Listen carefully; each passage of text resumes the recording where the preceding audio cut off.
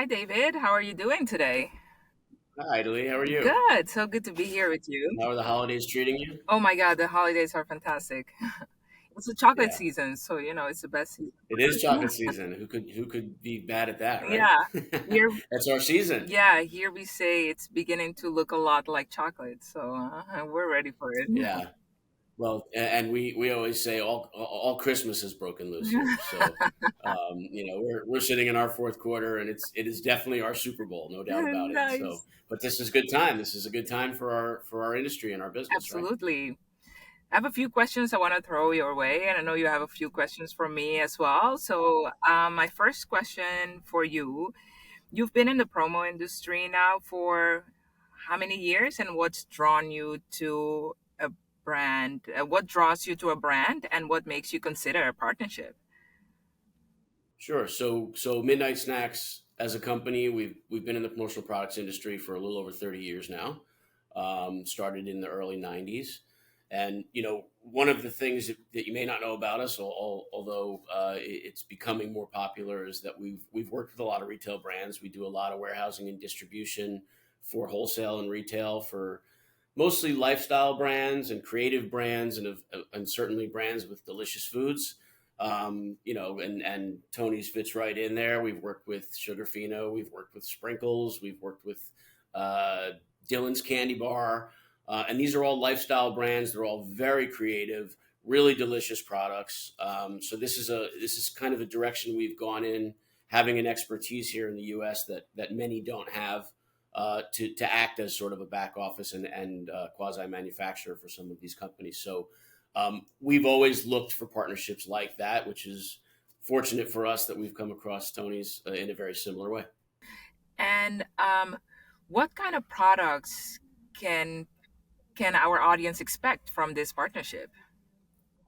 Sure. So, we've got a creative team always hard at work trying to establish promotional product items using the co-branded opportunities with amazing retail brands like Tony's. So, primarily from our end, obviously the focus will be Tony's because the colorful, passionate story and packaging that is displayed in and of itself in the retail product is the focal point and really tells the main story, and I think will be the main selling point. Of course, at Midnight Snacks, we're very capable of doing a lot of unique and interesting custom packaging ideas to build around that product. So I think the combination of what you have already and our capabilities of creating new and fun packaging to complement what's already a very creative brand will be how we bring this forward in the marketplace. And that's what we're known for at Midnight Snacks. So it's a natural progression for us to bring a retail brand like Tony's forward in that same sort of vein.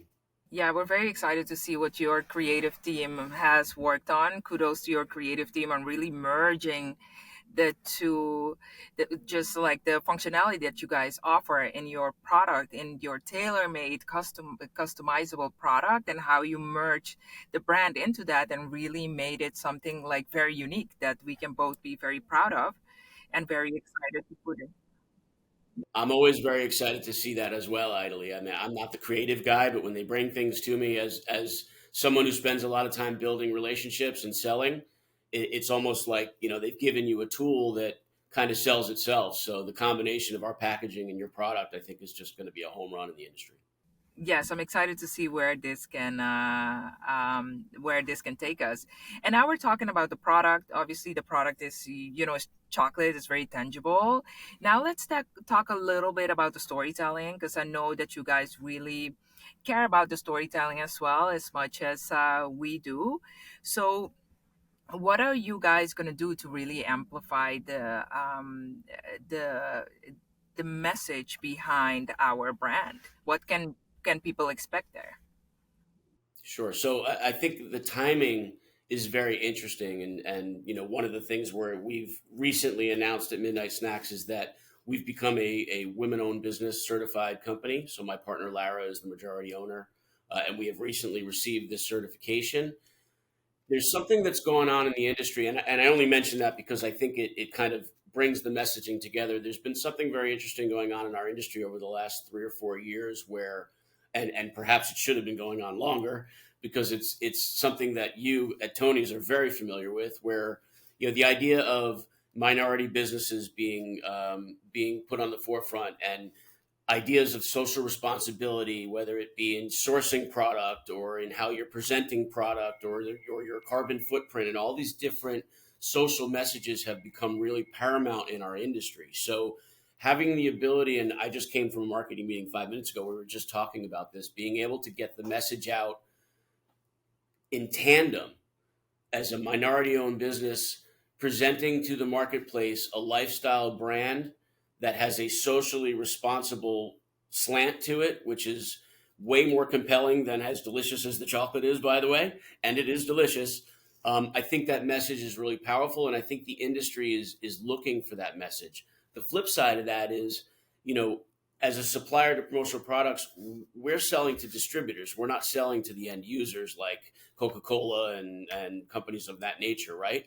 But those companies have a mandate on their books now to budget certain amount of money toward either minority owned businesses or socially responsible products, where that money is earmarked for those types of opportunities. So the message is going to allow us to open up some doors, I believe, that have yet to be opened for us. And we've been opening doors in this industry for 30 plus years, but I think the messaging of combining those two is going to be a powerful wedge to really knock that door down. So we're excited to be able to bring both of those ideas together at the same time, because they sort of send a very similar message to the marketplace.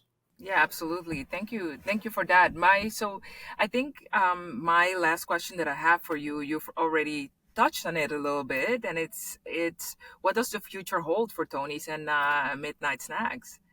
Well, I mean, I think, we are known for being very creative and first to market with products. So I think, certainly the product offering will continue to expand. And then who knows? I mean, we've been building a wonderful relationship with you and your colleagues there. And there are a lot of other things that we do here, warehousing and distribution and e-commerce and all these different things that we know are part of your business, perhaps becomes part of our collective business. So I think there's a lot of opportunity for us to continue to grow our relationship. But specifically in the promotional products industry, I think the message is going to be very powerful. And I can't stress it enough. The chocolate's amazing.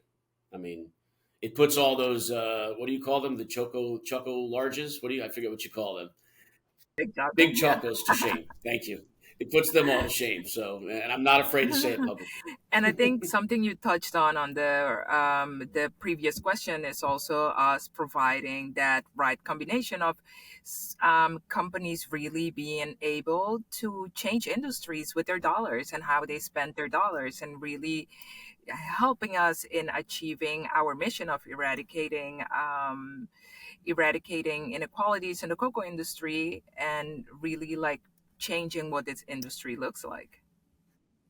And it's wonderful to be a part of that, even in a supplementary way. So that kind of transitions to what I think is really the most important part of this process. And I had mentioned earlier that your story matters a lot more than my story. My story is a business story. Your story is a compassionate one. So tell us how Tony's came to be. Tell us a little bit about the history of where the company comes from, because it's such a unique story and has such a different vibe to it than any I've heard prior. I'd love to hear the origins of how this came to be. Yeah, I love to share that. Love to share that with you. We have, like you said, we have a very unique story, and we love to share our story. So first and foremost, we are a mission company that makes chocolate, and not the other way around. And we pride ourselves in just saying that over and over again, so people really understand we're here on our mission to change the chocolate industry, and not here just to sell chocolate. So Tony's was founded by a journalist that's called, his name was Teun. Teun is an impossible name to pronounce in English or in any other language other than Dutch. So he's a journalist. So we have a very solid journalistic background here at Tony's. And he went to West Africa, and he was working on a journalistic investigative story on exploitations in the cocoa industry. So they were doing a full-on investigations. They went to different farmers to and different like plantations where they were growing, where cocoa beans were being harvested, and they saw a lot of cases of forced labor and child labor. And also they also came across farmers that just didn't make enough money to make a living. So that with that fact and with that exposure, they ran it on a TV program. This TV program, you can compare it with like 60 Minutes here in the US, but that story ran on a TV program. And in the story, he started digging like, how is this possible? There's laws in Europe that if you buy a product that you know that was made with forced labor, and you know this at the moment of purchase, you can be criminally prosecuted. So he was trying to figure out, how is this possible that I'm exposed to this and I buy a chocolate bar in Europe and I'm not being criminally prosecuted?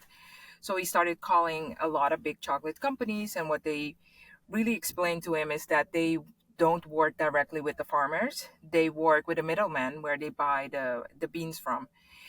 So the traceability of the beans that they buy wasn't there. So that was their reason for not taking accountability for the beans that came from forced labor or from child labor. So all these issues in the cocoa industry, to them it was kind of like, we have no knowledge of this and we have no way of impacting it.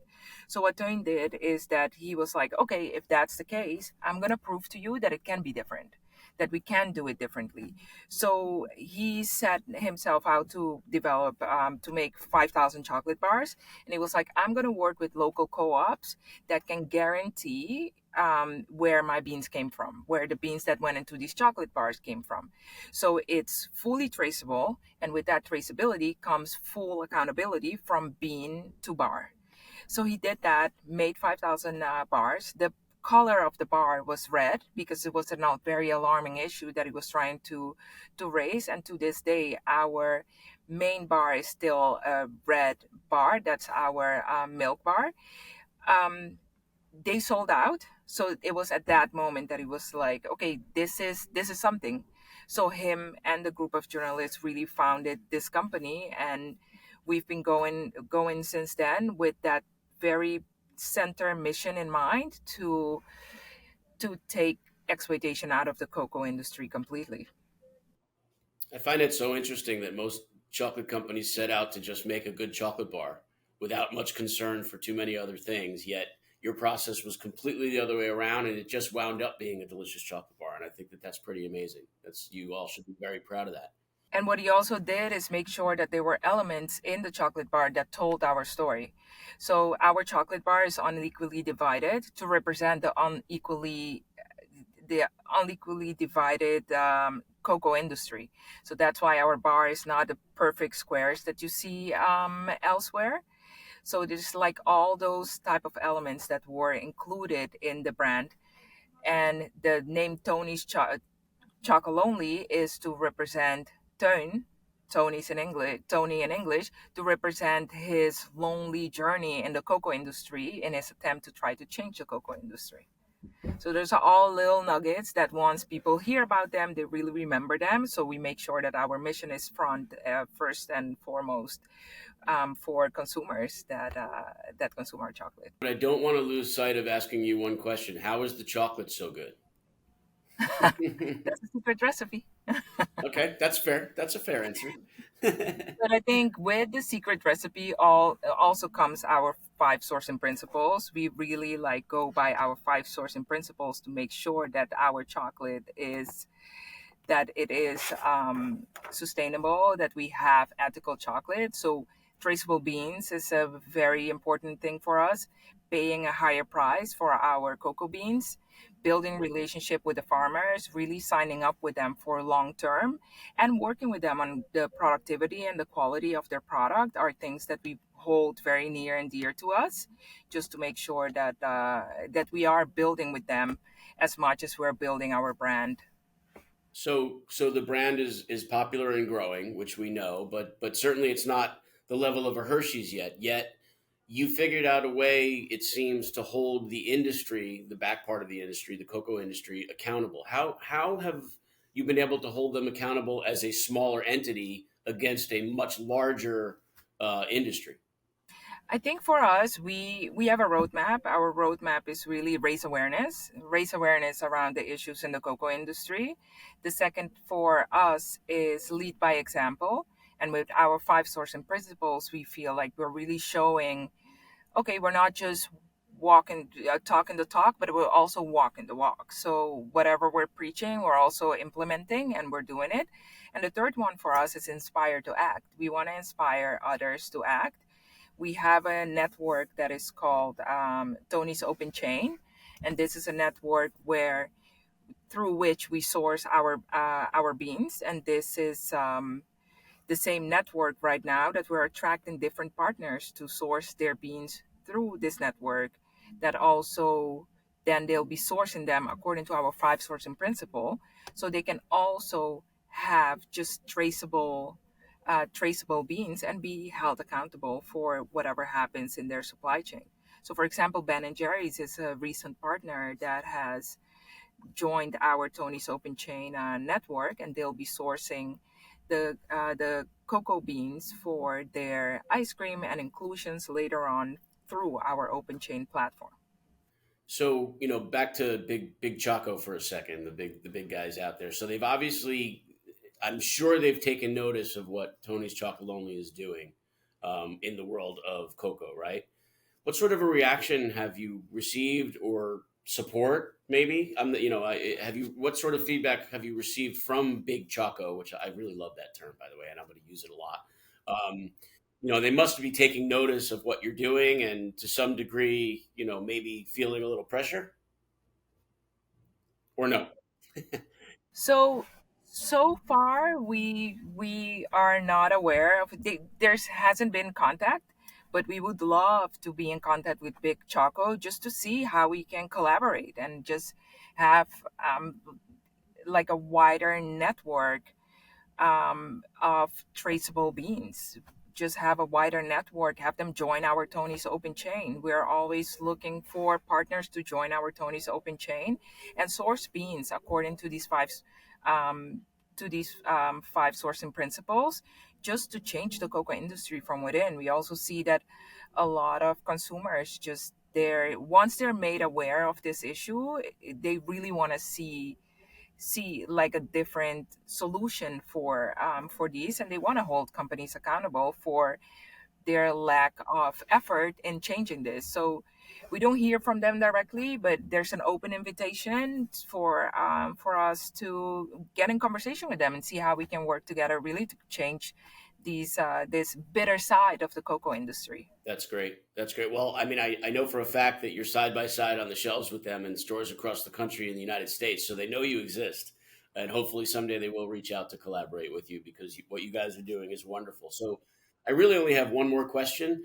What do you and your colleagues at Tony's hope for out of promotional products and entering that sector of the industry? I think we want to provide a solution for corporate gifting, and I think you guys are really the vehicle for us to achieve that. And I think we want to provide a like more ethical solution to a corporate network, and I think that's really where we play a big role.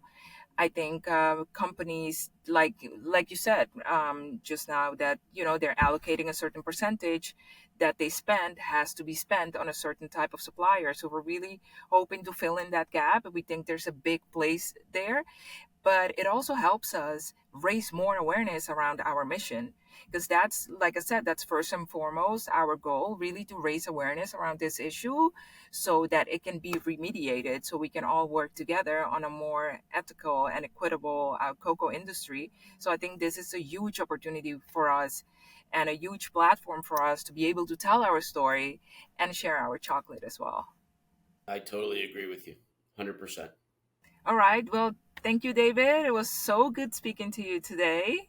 Always great to see you as well. I'm sure we'll speak again soon, Yes, let's touch base after the and holidays. let's sell some chocolate.